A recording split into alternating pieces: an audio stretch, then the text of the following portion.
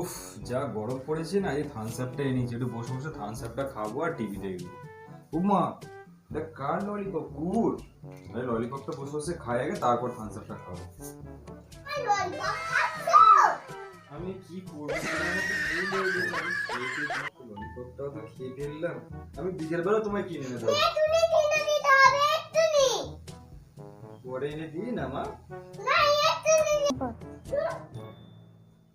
Lollipop খেয়ে নিলে?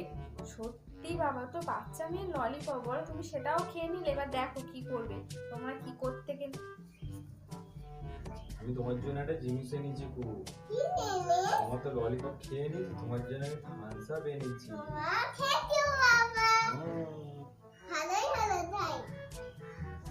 Lollipop খাওয়ার চক্করে আমার থামস আপটাই গেল।